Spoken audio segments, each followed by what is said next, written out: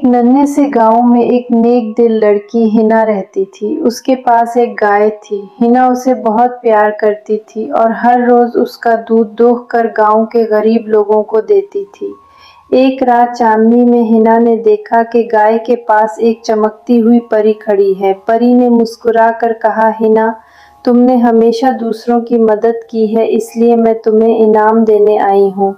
परी ने अपनी जादुई छुरी घुमाई और गाय के दूध में से दूध के साथ साथ सोने के सिक्के गिरने लगे। परी ने कहा, ये जादुई गाय अब तुम्हारी है, लेकिन याद रखना, इसका दूध सिर्फ जरूरतमंदों के लिए है। हिना ने वादा किया कि वो उस नेमत को कभी जाया नहीं करेगी। उस दिन के बाद गांव के गरीब लोग कभी भूखे नहीं सोए और सब हिना और उसकी जादुई गाय को दुआएं देते रहे। रात के वक्त कभी कभार वो परी दोबारा आकर हिना से मिलती और दोनों गाय के साथ चांदनी में खेलती रहती।